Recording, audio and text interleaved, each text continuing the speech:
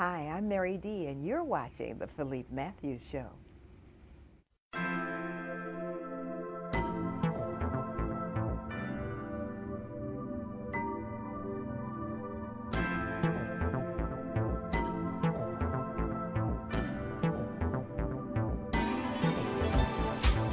Welcome to the Philippe Matthews Show at thepmshow.tv. Named the Oprah of the Internet by Mark Victor Hansen, Philippe Matthews doesn't ask questions that are different. He simply asks questions that make a difference. The Philippe Matthews Show features entertainers, bestsellers, authors, thought leaders, change agents, and world-class experts in the field of personal, spiritual, and professional development. An internet marketing entrepreneur, Philippe is the creator of the How movement, dedicated to teaching people how to move from the mindset of hope to the process of how. If you are ready to take your life to the next level, move from the mindset of why to the mindset of why not. Tune in right now to this latest edition of the Philippe Matthews Show and watch your life grow. And we're back. And I'm here today with a phenomenal coach, a phenomenal gal, a phenomenal person who is doing great things and big things in the world and doing a lot to help children. Her name is Sandra B. Tate. She's a success coach, host of Success PowerTalks, a non-commercial, commercial, and listener-supported PRN Internet radio show since May of 2010. And she's the founder of TateWorks Life Consulting, LLC, a work-life strategy and coaching firm in New York City since 2003. She's also helping corporations and organizations develop strategic management resources and motivational programs, including Reclaim URL, which we're going to talk about, philosophy, a success system for encouraging individual peak for life.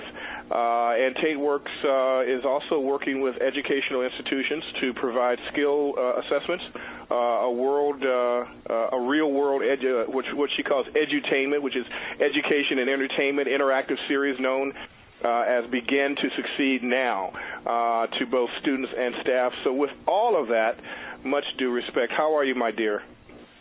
I am wonderful. How are you, Philippe? I'm fantastic. I'm excited to get a chance to chat with you. We've talked many, many times before, and every time we have a conversation, we end up with a big phone bill. I'm so with you on that. I don't mind a phone bill, and it's worth it. That's right. You're doing a great job. Well, I remember when we first talked, you kind of told me about this phenomenal journey that you grew through your childhood, and I would love for you to begin with telling me a little bit about that and telling, of course, the listeners about, as Iyanla Vanzant would say, who you be and who you have become. Very well said, well put, well said. Philippe, I don't think I would probably call myself average, because most of us are wondering what that wonderful idea of a wonderful childhood, what does that entail? And I never had that, whatever that is. What I did have was something that helped me along the way to be the person I am today. And I think adversity does help in the long run, even though when we're going through so much, we don't see that. So my childhood, I was born in London, England. My parents met in London, and I think there was a migration at the time in the 60s from the islands. My father is from Panama City, and my grandfather's from Panama City, and my mother's from Jamaica, Montego Bay, Jamaica. The childhood that we talked about earlier was very difficult. It's adversity. It's the statistics that we all hear about in the news, and kids gone wild because they've had such a poor background and their environment's bad and they suffered. And I can understand that, and I really appreciate listening to other kids and teenagers, which is one of the reasons why I began that program, Begin to Succeed Now, where I talk to kids and teenagers from 13 to 18 and sometimes even adults about how to really take situations that are not so great, where we're taught socially to do things when it really ultimately is not the best thing for us. I mean, unfortunately, the way we were taught through society, as we get older, we realize more and more as we go through these different experiences that our childhood doesn't always prepare us for the best. Mm-hmm. And in my case, it didn't, but in a way it did. It's a dichotomy. My mother wasn't. My mother didn't have the education. She had a third grade education. My father, I would call him, the hustler of the hustlers, because he was a womanizer. He didn't particularly care. I'm sure he would not like to hear this on the radio, but I think we all could do with some truth. He wasn't there for me at all, and I had to look at this relationship, a very dysfunctional one, and decide from very, very early that I wanted to make a difference for me, because obviously at 7, when you're shipped to an island at 7 years old, it's hard for a child at 7 to kind of piece all these pieces together and somehow take from all these really horrible, dysfunctional fights and quarrels, and, it's really not a healthy place for any child to be. And then you take that child and you throw them over to an island, Montego Bay, and then there you deal with people who really don't really want you. They really see you as more of a money, your money to them, your income. And you don't have the love, you don't have the attention. And even though I was an A student, even when I remember distinctly when we were talking, I said, I came home with a grade of 13 A's. I consistently came home with very good reports. School reports. And this particular time, I never forget this, I was like heading into my 13th year. And I came home and my guardian says, I showed her my card, and not once in the whole time since I was a child that anyone turned to me and say, well done. I never got one person saying that to me, not even my parents. Not once did someone say, you have 13, you're always getting first, Sandra, good for you. I never got that. And this particular time in Patois, she says to me, can't you come more than first? Those were the words that kind of took me away from, yes, really, really, really. She said to me in Patois, and I could do it in Patois, but I think it's best to translate it, basically saying, go sit down. Can you come more than first? Is that it? And I think that was the turning point for me to really go back into myself at 12, 13, heading into high school and say, you know what, I don't care about getting first anymore. I don't care about it. Why? Why get first when you're not even, no one cares. Who cares? And I think that was where I really shut myself, my own stuff in my feet. I just shut myself, because instead of then digging in further, I kind of just coasted. I knew that I didn't have to go crazy in school anymore. I could get my C's or get my B's. I didn't care.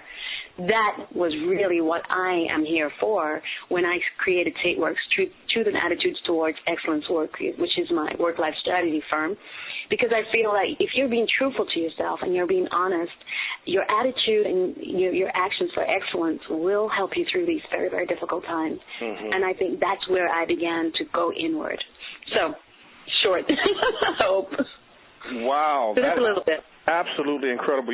What's fascinating about that is the power of the mind, and the psychology books support this in that, when a child is not supported, because that child so desperately wants, unconscious to the child, so desperately wants affirmation, confirmation from the parent, that if the parent has low expectations or no expectations of that child, then the child will actually rise up to those no or low expectations, which is exactly what you did. Absolutely. Absolutely. Amazing. Absolutely. Great point.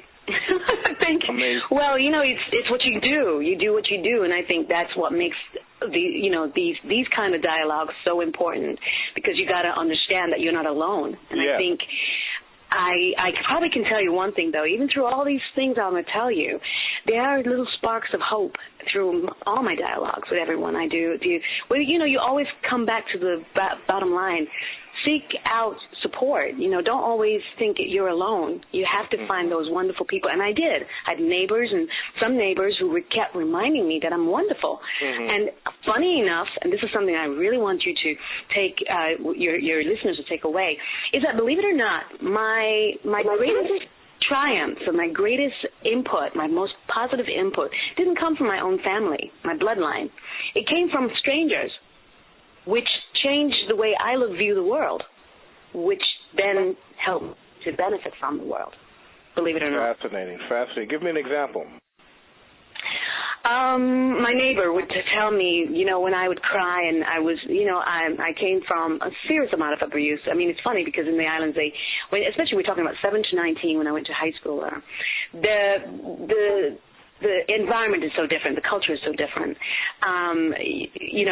Your community, it's interesting. You have community. You have people who really are supposed to be there to protect you. So if you're doing something wrong, you're guaranteed, it's a very small island, that people would talk about, tell your parents.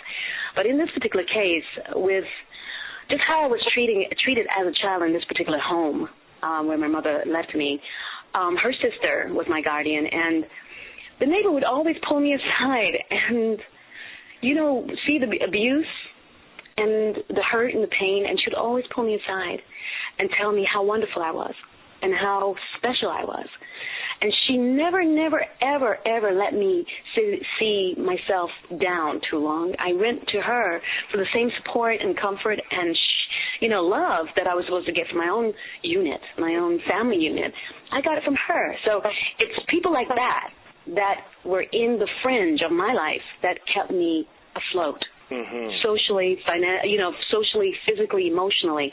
They kept me, remind me of who I was, as special as I was, despite what others were saying, despite what you thought you were seeing, and reminded me, and that's why I'm so grateful that I was open enough to receive that.